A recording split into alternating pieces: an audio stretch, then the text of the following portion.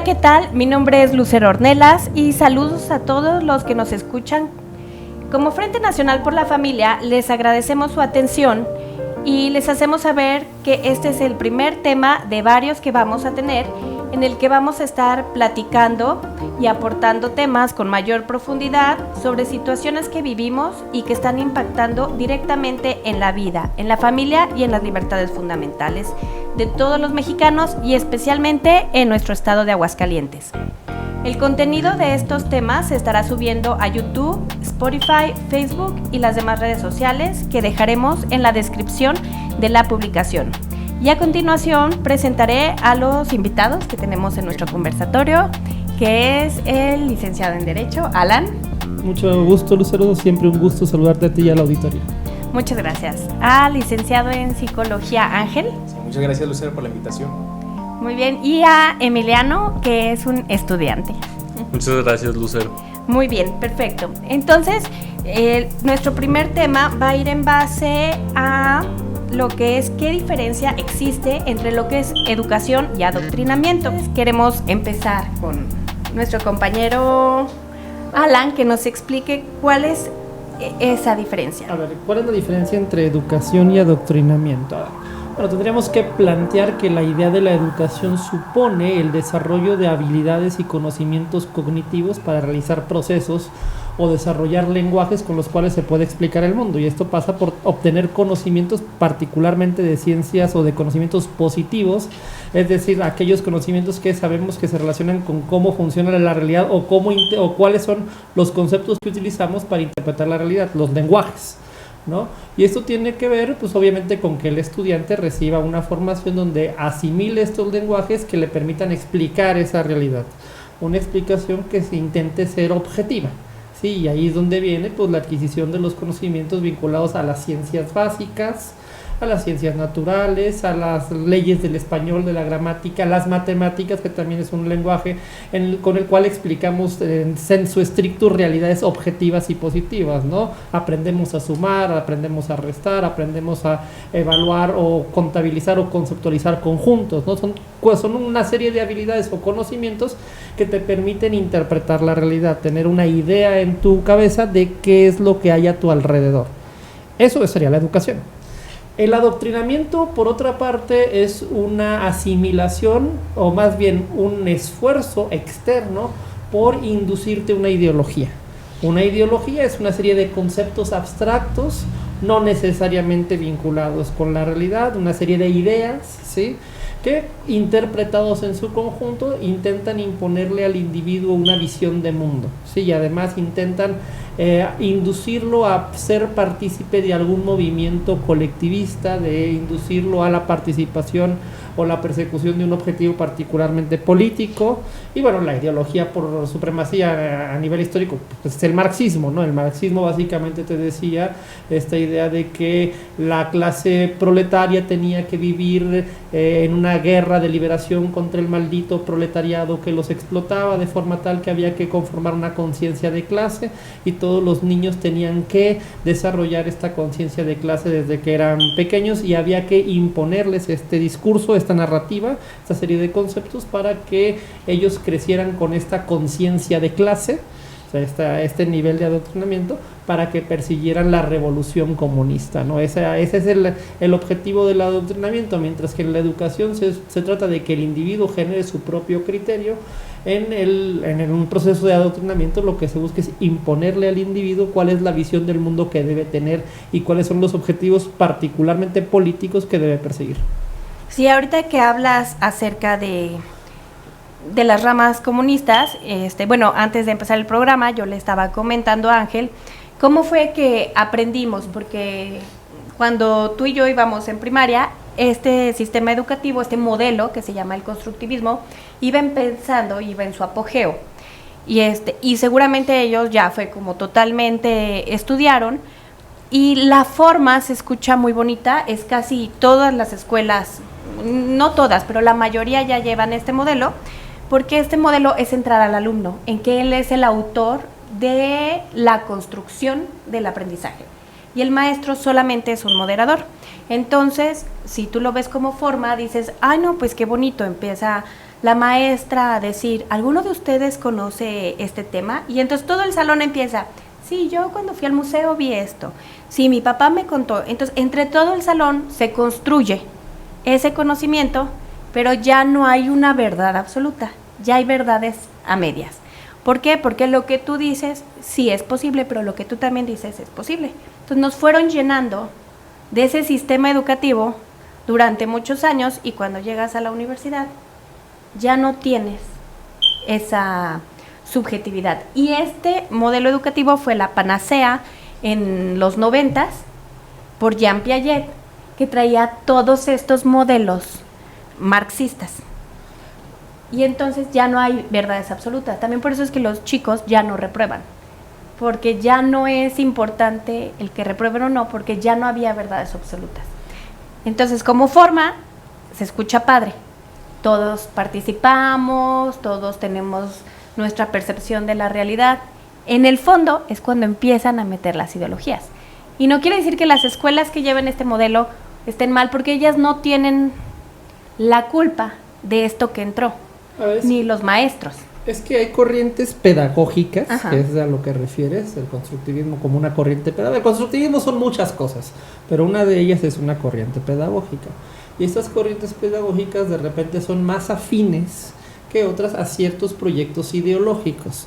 Sí, en este caso el constructivismo sí es muy afín a una corriente ideológica, como es la ideología de género particularmente, que parte de un subjetivismo radical, centrado en el individuo, que básicamente se desarrolla, se construye a sí mismo con independencia de su naturaleza biológica, y que además en este mundo posmoderno que hoy vivimos, donde hay información por todas partes, pues permite que cada individuo construya su propia realidad, ahora sí que en su cabeza y al margen del mundo objetivo que lo rodea. Esto es muy peligroso porque obviamente no permites que se construya una narrativa colectiva o una idea compartida más que colectiva de lo que somos y del mundo que compartimos. Esto genera N cantidad de conflictos. En el caso particular de la ideología de género, esta idea de que el subjetivismo radical puede literalmente redefinirlo todo con independencia de la objetividad de la materia o de la vida biológica que vive el individuo, ¿no? Y ese es un tema que es muy problemático, porque aparte se está induciendo a estos chicos a un narcisismo radical, donde lo único que importa es lo que yo pienso o peor aún, lo que yo siento. Sí, lo cual naturalmente no permite la construcción de un conocimiento objetivo con el cual se puede interactuar con los demás, porque cada quien tiene sus propios sentimientos, sus propias percepciones, que son incompatibles con las de otros individuos. Sí, así es. Y bueno, Ángel, tú como psicólogo, ¿qué nos puedes comentar sobre el exceso que se ha tenido en estas maneras de aprendizaje y qué consecuencias hay? Bueno, en primer momento me gustaría ir como aclarando, por ejemplo, que el modelo que propone Piaget en un principio puede parecer muy noble, y realmente lo es, porque comienza partiendo por la base orgánica del individuo, ¿no? Comienza integrando estas sensaciones que uno puede ir experimentando para poderlos ir desarrollando un poco más.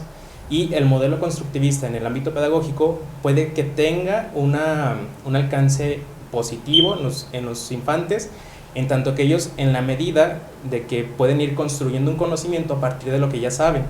Aquí, por ejemplo, el profesor sí actúa como un moderador, que nos permite ir construyendo algo más allá de lo que ya el pequeño niño va conociendo. Por ejemplo, ponías el ejemplo de la historia, de que si el niño conocía la independencia, y luego el profesor va a partir del conocimiento que ya tiene el niño para ir reforzando un poco mejor lo que ya se entiende. Bueno, conociendo un poquito más sobre la historia de Piaget, sabemos que él propone el constructivismo también partiendo de una base que era muy mecanicista. En ese tiempo estaba en apogeo también el conductismo, que era básicamente un estímulo y una respuesta que era muy mecanicista, y el modelo que propone Piaget es más humanista, en el sentido de que quita o deja un poco de lado esta parte tan automática que podemos ir actuando, para ir integrando también nuestros propios conocimientos en un sentido quizás un tanto relacionado con el idealismo, por ejemplo, donde podemos ir integrando y armando una realidad. Ahorita vamos a explicar un poquito mejor eso, a partir de lo que vamos sintiendo y lo vamos interiorizando para poder interactuar con nuestro entorno. Y bueno, eso sería por lo pronto mi comentario. Muy bien. Tú, Emiliano, ¿qué nos puedes decir? ¿Aprendiste de alguna manera como joven? ¿Qué es lo que ves ahora en las escuelas? Mira, en base a mi experiencia en preparatoria, el nivel no es bueno, la verdad. No refleja el conocimiento real. Mira, te cuento, yo me fui a Estados Unidos a estudiar 3 años y aprendí el inglés bastante bien. Entonces regreso a México y pues mi calificación está más baja de lo que mi nivel de inglés refleja. Esto es porque no nos hicieron ningún examen ni ninguna manera de comprobar nuestro conocimiento. La calificación te la ganabas a base de trabajos, de tareas, proyectos y la mayoría hechos con inteligencia artificial. Entonces no aprendías nada más que a usar ChatGPT u otras inteligencias artificiales. Esto porque le dan pues más importancia a temas que no tienen relevancia en el mercado laboral, como por ejemplo el feminismo o lo LGBT. Por ejemplo, en un examen una pregunta era que ¿cuántos géneros había? Y la respuesta correcta era 7,000 millones. Y esto me lo enseñaron en Cívica y Ética y por alguna razón en español también. Y qué chistoso que no tomen como verdades absolutas, pero esto sí me lo enseñaron como una verdad absoluta y no como lo que es, una ideología. También en la secundaria una vez me cancelaron en Instagram porque abiertamente en una clase puse unas cifras de la diferencia de asesinatos que había entre hombres al de feminicidios, ya que pues el de hombres es 11 veces mayor al de mujeres. También te podría decir que hay una amplia promoción del feminismo en las escuelas, porque por ejemplo yo estudiaba en un CCTA y ahí había mucha propaganda feminista, a pesar de que en el reglamento está estrictamente prohibido hacer cualquier tipo de propaganda política o ideológica. Y aún así pues hacían videos para alentar a las alumnas del CCTA a ser feministas. También hicieron pláticas, y a pesar de que todo eso está prohibido, las maestras presionaban para que lo pusieran. Fíjate que ahorita que hablas, que viste ese tema tanto en Cívica y Ética como en español, ese es el tema de la transversalidad, porque también ahorita está muy de moda que los niños están aprendiendo por medio de la transversalidad, que no nada más es escuelas particulares, sino ya también está dentro de los libros nuevos, pero la transversalidad es esa, tomo un tema, por ejemplo, el feminismo, y el feminismo lo vamos a ver en Cívica y Ética, pero también lo vamos a ver en Historia, pero también lo vamos a ver en español. Y en matemáticas, los problemas van a ir en base al tema del feminismo, con cifras, entonces te estoy dando las matemáticas. Entonces, volvemos a lo mismo, la forma suena muy bonita, porque si estás viendo, no sé, un tema que no sea ideológico, se oye muy bien, ¿no? O sea, hacer, no sé, conservas, y los niños, pues qué padre, para hacer conservas van a ver la geografía, y van a ver el español y las matemáticas. Pues sí, pero esa es la forma bonita. ¿Qué va a haber de fondo en estas nuevas generaciones con esa transversalidad donde te van a meter ya sea la ideología de cualquier tema en cada una de las materias que vas a ver, que al final ya va a ser, o sea, un todo? Es que en eso precisamente consiste el adoctrinamiento, en indoctrinar una particular visión ideológica que no es científica, que parte de determinadas teorías que podemos o no estar de acuerdo con ellas, pero que no son conocimiento objetivo, no es un conocimiento verificable. La discusión o la narrativa feminista sobre la existencia del patriarcado y la heteronormatividad opresora que durante la historia de la humanidad es una teoría que se puede o no se puede compartir, pero no es un conocimiento científico objetivo como 2 más 2 son 4, la fórmula química del agua es H2O, la Tierra gira alrededor del Sol. Eso sería conocimiento objetivo. La ideología es una narrativa, ¿sí? Una narrativa que podemos o no podemos compartir, ¿sí? Pero cuando tú quieres que esa narrativa se transversalice en todo tu contenido educativo, tú lo que quieres realmente es indoctrinar esa narrativa en la mente de las personas para que las personas vean el mundo a través de esa historia, ¿sí? Eso es un adoctrinamiento. Gracias, Alan, por tu intervención, y tenemos una pregunta del público para Ángel. Actualmente se dice que ya no es necesario memorizar. La memoria es elemental en muchos conocimientos matemáticos, biológicos, químicos, para que la inteligencia pueda tomar del conocimiento recibido en el pasado, en situaciones presentes y futuras, y poder tomar distintas acciones según lo antes aprendido. ¿Existe algún abuso actualmente por parte del modelo de Piaget?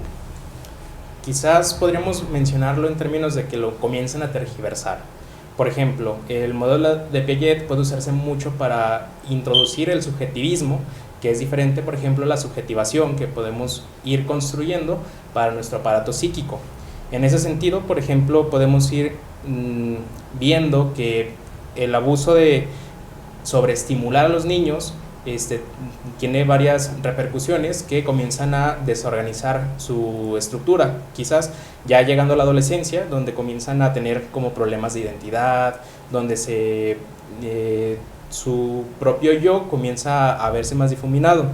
Por ejemplo, si vamos revisando la propuesta de la nueva escuela mexicana que ha estado en vigor y que probablemente va a estar siguiendo en vigor, en estos siguientes 6 años, podemos ver cómo se ha instrumentalizado la educación.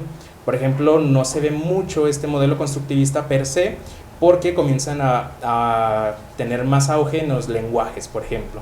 Me resultó llamativo, por ejemplo, revisándolos, que comienzan a tener un regreso a las lenguas náhuatl, pero principalmente en las que tienen pues X, que es la mayoría del lenguaje que ellos manejaban. Y resulta también llamativo que, por ejemplo, en los libros de textos en ningún momento ya no se puede poner el todos, por ejemplo, como una forma de tumbar un patriarcado inexistente, y prefieren optar por términos como muy generales, de todas, o incluso ya manejan el todox, algo así. Y eso da pie o evidencia cómo se empieza a instrumentalizar este subjetivismo para que no haya como tanto un aprendizaje de las ciencias duras, por ejemplo. Y en otro sentido, pues los mismos exponentes que van proponiendo y propulsando este modelo educativo nos han comentado que ellos buscan centralizar el aprendizaje en la comunidad, ¿no? Dando esos tintes como marxistas. Y a su vez también han desarraigado al niño de la educación y han comenzado a centralizar todo esto en ambientes comunitarios. Por ejemplo, también ahora en las propuestas de aprendizaje, en las propuestas de trabajo en equipo que hacen, ya no le nombran equipo tampoco, sino que lo llaman comunidades. El comunidad 1, comunidad 2 van a hacer tales trabajos. Y eso resulta pues llamativo para ver cómo se empieza a instrumentalizar la educación en México, que obviamente nunca ha estado muy óptimo, que digamos, ¿verdad? Muy bien. Y otra pregunta para Alan. ¿Qué relación hay en lo expuesto en este tema con los actuales libros de texto de la escuela mexicana basados en las posturas de Pablo Freire? Pues es exactamente lo que se acaba de comentar. O sea, la nueva escuela mexicana lo que pretende ser es un instrumento de adoctrinamiento ideológico para tratar de indoctrinar en los jóvenes una serie de conceptos que son funcionales al pensamiento de izquierda. Sí, al pensamiento tanto de la vieja izquierda, que era comunista, que obviamente buscaba esta discusión de los proletarios contra los burgueses, esta idea de la revolución contra el maldito capitalismo global y toda esa narrativa, pero también para hacer funcionales esta nueva izquierda woke, ¿sí? Que hoy en día se presenta en todo el mundo como la reivindicación de esta nueva forma de opresión que ellos ven en lo que denominan la heteronormatividad cis-heteropatriarcal y colonialista, que es básicamente toda la narrativa ideológica, los conceptos que ellos inducen para decir que hay, como en la lógica de toda la vida de la izquierda, un opresor y un oprimido. Solo que ahora, en lugar de ser solamente el opresor, el burgués, y el oprimido, el proletario, ahora el opresor es el hombre, la oprimida es la mujer, el opresor es el heterosexual, el oprimido es el homosexual, el opresor es el hombre blanco, el oprimido es el indígena. O sea, la narrativa que se deriva de estos conceptos que vienen en la llamada nueva escuela mexicana, pues partir de construir, que es la palabra que les encanta usar, todo este conocimiento objetivo, universal, occidental, que se ha desarrollado durante siglos, y proponer lo que ellos denominan estas epistemologías del sur global, que estos grupos dicen que es una forma de oponerse a la al colonialismo europeo y norteamericano que nos ha impuesto una forma de pensar. Bueno, esta forma de pensar pues es obviamente el racionalismo de origen griego, tomista, occidental, que parte del conocimiento, que ha llegado a la lógica del conocimiento sentido, objetivo, verificable, ¿no? Eso es lo que quieren deconstruir. Ahora todo tiene que ser subjetivo, relativo, todo tiene que partir de sentimientos y ya no se comparte, naturalmente, a lo que estamos hablando de sentimientos, ya no se comparte un conocimiento objetivo con el cual todos podamos apreciar la realidad o una realidad que podamos compartir. De ahí que, y esta es la lógica perversa que alimenta la izquierda, va a haber multitud de conflictos. Sí, puesto que si ya no tenemos un conocimiento común, una epistemología compartida de bases mínimas del conocimiento, sino que ya todo se ha fragmentado en función de sentimientos, pues eso va a ser una fuente inagotable de conflictos. Conflictos que siempre son funcionales a la izquierda, porque la izquierda siempre tiene que abanderar un conflicto, un oprimido en contra de un opresor, y la narrativa de su discurso político siempre va a partir de captar a estos oprimidos, pedirles vota por mí, apoya mi proyecto ideológico, inclúyete en uno de mis partidos políticos, en uno de mis colectivos que me apoyan, ¿sí? Dame el poder para poder yo ayudarte a librar esta guerra contra la opresión de los hombres, en el caso de las mujeres, de los heterosexuales, en el caso de los homosexuales, ¿sí? O del hombre blanco, en el caso de los indígenas o de los negros, particularmente en Estados Unidos. Esa es la lógica perversa que está ahí. Inducir en los estudiantes este conflicto, esta manera de ver el mundo de forma conflictiva, este trauma con la realidad, y politizarlo para poder conquistar el poder. De eso es lo que se trata en estos libros de texto. Por eso este proyecto de la nueva escuela mexicana, basada en estas ideas de Paulo Freire, que era un marxista. Y los marxistas ven siempre todo en términos de esta dialéctica de opresores y oprimidos, con la lógica de mantener polarizada la sociedad, porque en el conflicto, en la división, ellos captan el poder. Emiliano, y sabemos que tú quieres estudiar la universidad en línea. ¿Cuál es la razón por la cual quieres ir a línea y no a una universidad que esté presencial? Bueno, esto se debe porque el tiempo que yo estuve en la preparatoria, la verdad que fueron así muy pocas cosas que aprendí de los maestros. La mayoría fueron así de videos o que mi papá me enseñaba. Y de hecho hablé con varios que sacaron buenas calificaciones, que también dijeron que pues no les enseñaron casi nada. De hecho, en el último semestre nos hicieron como una certificación de algo que probablemente nunca vayamos a utilizar, y nada, nos decían que utilizáramos inteligencia artificial. O sea, en todo el semestre no aprendimos absolutamente nada. Entonces siento que donde más avanzo es cuando pues, como te vuelves como autodidacta. Sí, en nuestra época pues no existía eso de la inteligencia artificial, ¿verdad? Sí, pero no sé qué peligros le ven ustedes, que no creo que a ti tampoco te haya tocado utilizarla, ¿o sí? Pues no, realmente no. Es esto una discusión antropológica muy profunda respecto de qué tamaño es el salto cognitivo al que nos están llevando estas nuevas tecnologías y la capacidad de la plasticidad de la mente humana para adaptarse a ellas de forma funcional. ¿Qué tan funcionales vamos a ser en un mundo donde domine la inteligencia artificial y para qué vamos a servir? Es una gran discusión que tristemente todas estas discusiones ideológicas que capturan en la opinión pública no nos dejan tener, porque vivimos discutiendo cosas absurdas e irracionales como la existencia de este maldito cis heteropatriarcado falocentrista y opresor, en lugar de discutir las implicaciones que tiene la inteligencia artificial en la economía, en la antropología, en la sociología, en el comportamiento de los seres humanos, y es un gran tema. Y ya usando la inteligencia artificial, volvemos a lo de la pregunta, que ya no hay ni siquiera memorización, ni reducción de temas, ni estructuración en la mente para hacer algún escrito. Ni desarrollo de conocimiento abstracto, o sea, de capacidad para razonar, porque esta inmediatez que te dan aparentemente las inteligencias artificiales desde el internet ya venía, pero con la inteligencia artificial se está hiperacelerando, porque en el internet todavía tenías que buscar ahora ya la propia inteligencia artificial te da una supuesta respuesta, pero es una respuesta que uno no te significó ningún esfuerzo cognitivo para poder obtenerla, no te significó tener una reflexión crítica respecto al conocimiento que estás buscando de la fuente, simplemente te la dan y tú la consumes. Pero eso no significa que tengas un juicio crítico ni la capacidad de evaluar si esa información es correcta o es incorrecta, si está sesgada o no está sesgada. Ya ha habido varios experimentos incluso donde se ha demostrado que esa inteligencia tiene hasta sesgos ideológicos y políticos. Sí, donde le preguntas quién es Donald Trump, te dice no lo sé, y le preguntas quién es Kamala Harris y te da toda su hoja de virtudes, me explico, y ese tipo de cosas son terriblemente peligrosas porque estamos creando una masa de individuos sin capacidad crítica para procesar la información que simplemente les llega. Bueno, miren, ya nos faltan 10 minutos, entonces quisieras que cada uno cerrara con una idea importante de lo que hemos estado hablando. Si quieres empezamos contigo, Ángel.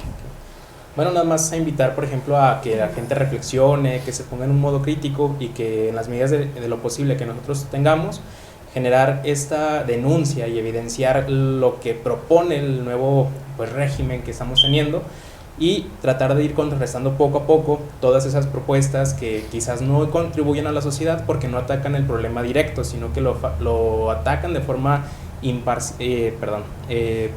por la orilla, vaya. Y pues nada más eso. Emiliano. Pues igual me gustaría reafirmar lo que dijo Alan hace poquito, de que pues uno siempre es visto como un ser que está en contra de los derechos humanos por estar en contra de una ideología, y pues a pesar de eso pues seguir alzando la voz y siempre pues con argumentos.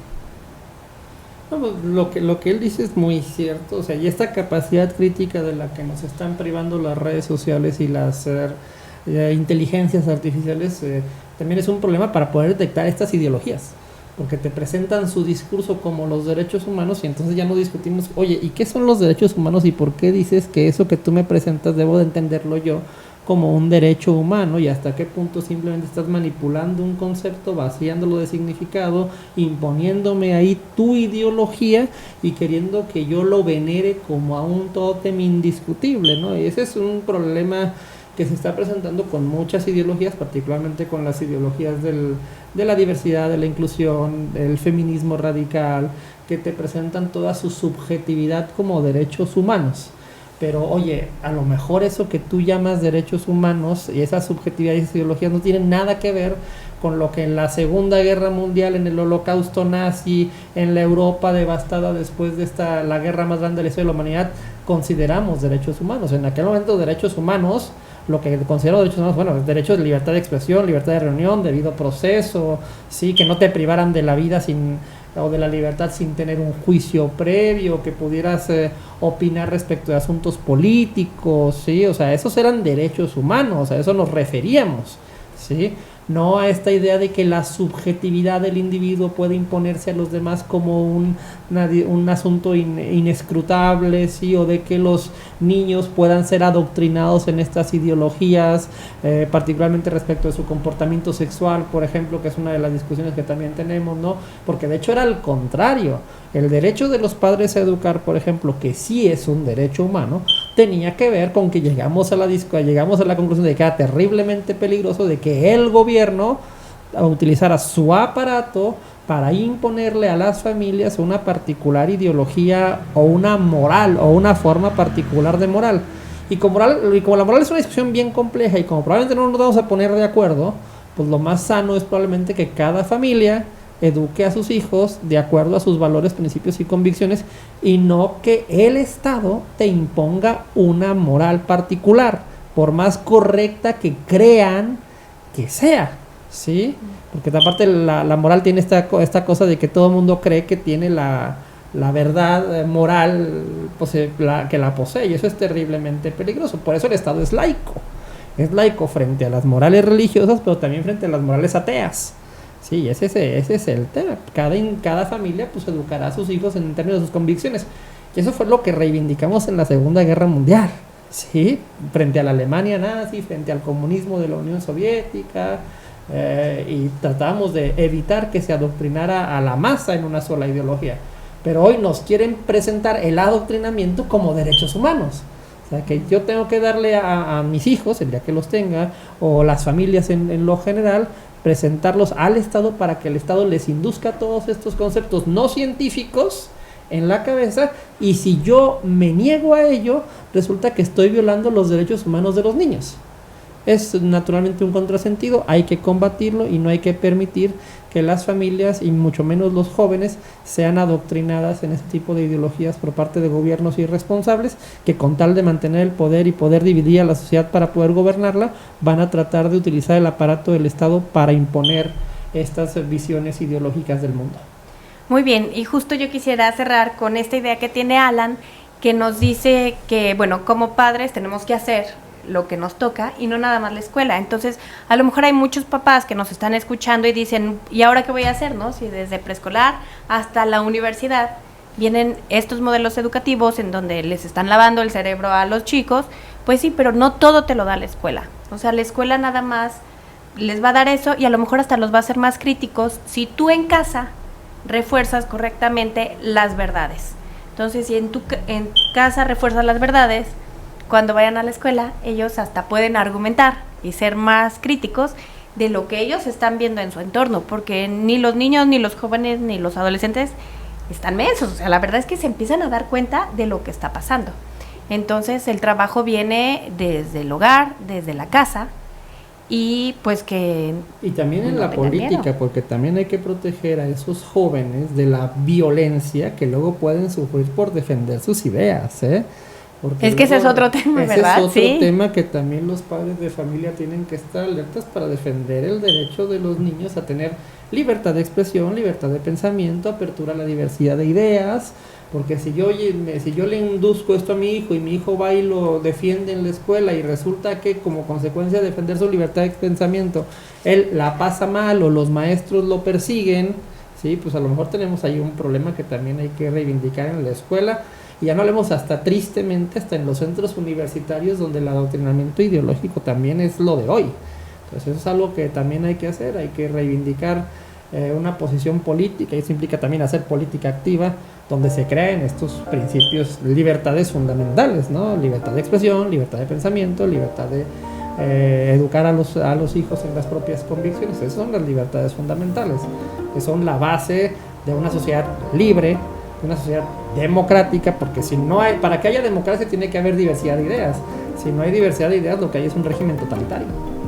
Y nos los hacen ver como democracia, ¿no? Lo quieren hacer. Pero es la tiranía de la democracia. Es la tiranía de una minoría que trata de capturar el Estado para imponernos a todos su narrativa, su ideología, su visión del mundo, y tratar de castigarnos a quienes tenemos